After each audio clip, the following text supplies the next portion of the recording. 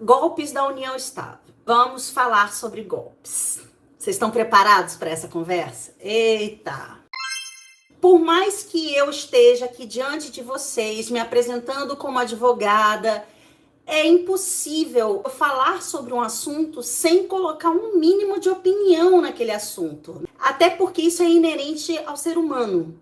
Então, tudo que eu falar aqui, eu tô falando com conhecimento, mas vai estar impregnado de opinião, tá? Inclusive, para quem gosta dessas nerdices, como eu gosto, um professor da ECA USP, que se chama Eugênio Butti, ele fala sobre a impostura da neutralidade, que é justamente sobre essa impossibilidade de você garantir que você está sendo neutro quando você fala algo sobre algum assunto. Ele fala muito isso na área da comunicação social. Não sei se vocês sabem, mas eu sou também jornalista, além de advogada. E isso é muito real, porque até a forma como a gente se expressa, quando a gente fala sobre um determinado assunto, a gente está emitindo opinião ali.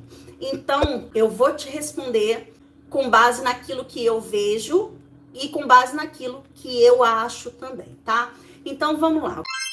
Golpes da união estável. Para começo de conversa, existe a intenção de causar um certo pânico social. É como eu vejo, tá? Posso estar errada? Posso, mas eu vejo assim, é minha opinião. E por que eu falo isso? Existem pessoas que tentam se dar bem? Sim, tentam se dar bem. Nesse caso aqui, por exemplo, julgado pelo Tribunal de Justiça do Rio Grande do Sul, uma mulher pediu o reconhecimento da união estável para requerer a partilha de bens. Só que ela não levou nada, porque durante o período em que eles viveram como se casados fossem, não houve aquisição de nenhum novo patrimônio. Tudo que já existia pertencia ao homem. Pessoas que namoraram e aí depois tentaram ganhar alguma coisa na justiça por conta desse namoro.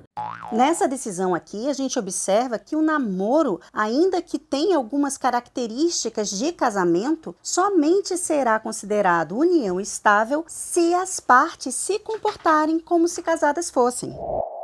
A questão é que o namoro em si não gera direito patrimonial algum. Essa inexistência de efeitos patrimoniais no namoro pode ser observada nessa decisão do Tribunal de Justiça do Amapá de 2018. E muitas vezes o que acontece é que um casal viveu como se casados fossem e ali eles eram um casal de marido e mulher, apesar de não haver ali um papel escrito dizendo isso.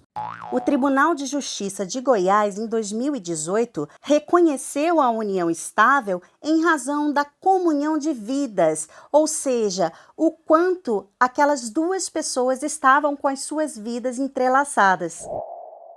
Aí quando separa, não era só namoro.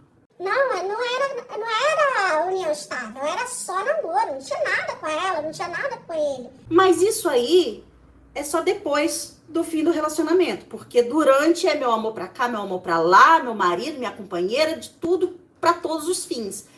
Por essa decisão aqui do Tribunal de Justiça do Rio de Janeiro de 2020, fica claro que para que haja o reconhecimento da união estável, as duas pessoas precisam se comportar como se fossem casadas. E assim, a união estável, para ser provada, ela depende de provas. Uma prova? Não, uma andorinha só não faz verão. Você precisa de um conjunto probatório. Veja aqui que o STJ fala em considerar as provas como um todo. Isso é o conjunto probatório. Até se você tiver uma escritura pública dizendo que você tem uma união estável, isso pode não ser suficiente. Você pode ter que apresentar outras provas dessa união estável. A declaração de união estável, ainda que feita no cartório, é meramente declaratória. Se o que ela declara não corresponder aos fatos na vida real, ela simplesmente não tem valor. Por que eu falo sobre o pânico social? Porque as pessoas realmente acham que se elas tiverem um relacionamento, se elas namorarem alguém, se a mulher dormir na casa do cara ou vice-versa, vai haver ali necessariamente uma união estável. Não vai. E eu trouxe aqui para você alguns prints dos comentários dos meus vídeos. E você pode observar o quanto essas pessoas estão, ao mesmo tempo, desinformadas e apavoradas. Eu quero imaginar que esses comentários decorrem de desconhecimento, mas não tenho tanta certeza se não há aí também um pouco de má fé querendo levar esse pânico social adiante. Para que haja união estável, você precisa provar a existência dos requisitos legais. E quais são os requisitos legais? É tudo subjetivo, tá? Mas fala de convivência pública, contínua, duradoura e com o objetivo de constituir família. Esses são os requisitos que a lei impõe. E para você provar esses 4 requisitos cumulativos, tá? Você precisa apresentar todos eles. Você precisa de várias provas. Esta decisão aqui do STJ fala sobre a necessidade da presença cumulativa dos requisitos e explica cada um deles. Então, um simples namoro não é uma união estável. Para que alguém, então, aplique o golpe da união estável, vai ter que ter um relacionamento e ter como provar que daquele relacionamento ali surgiu algo que vai muito além de namoro. O requisito mais difícil de comprovar na justiça é a existência da intenção de constituir família, porque muitas vezes a gente tem casais que vivem juntos, que têm um enlace muito mais profundo do que um simples namoro, mas não chega a ser uma união estável. É o que a gente chama de namoro qualificado, que também é um namoro e não dá direito a patrimônio algum. Existe a união estável? Existe. Tem gente que tem a união estável reconhecida contra a própria vontade? Existe. Mas provavelmente essa pessoa agiu como se fosse casado. Aqui a gente tem os requisitos que o Tribunal de Justiça do Rio Grande do Sul considerou para reconhecimento de união estável. Se você agir como namorado, você não vai ter uma união estável. Veja essa decisão aqui, em que o reconhecimento da união estável foi negado porque, apesar dos 4 anos de relacionamento, não havia a intenção de constituir família. Eles eram apenas namorados. Para mim, há uma falácia lógica que existe aí. Eles pegam premissas verdadeiras e aí eles chegam a conclusões falsas. E pelo fato de as premissas serem verdadeiras, as pessoas acreditam que aquela conclusão é também verdadeira. Eu vou dar um exemplo. Um namoro pode virar união estável? Pode. Depois de um tempo, com as regras ali, pode. É verdadeiro? É verdadeiro. O namoro pode virar união estável. Eu tenho um namoro. É a segunda premissa. Pode ser verdadeiro? Pode. Você pode ter um namoro, né? Um namorado ali, uma namorada. Beleza. E aí tem a conclusão. Então, meu namoro é união estável. Não, não é. A conclusão não é lógica. A conclusão é falsa, apesar das 2 premissas serem verdadeiras.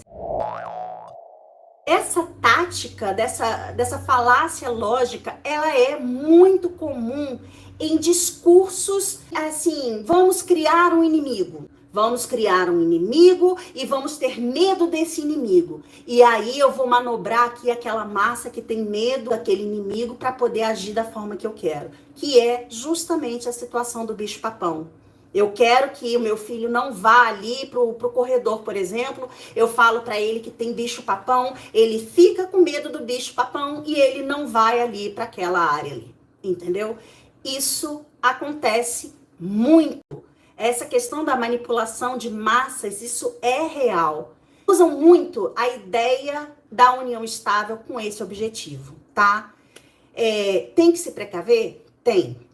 Agora, se você agir como marido, não venha querer alegar que era um namoro, entendeu?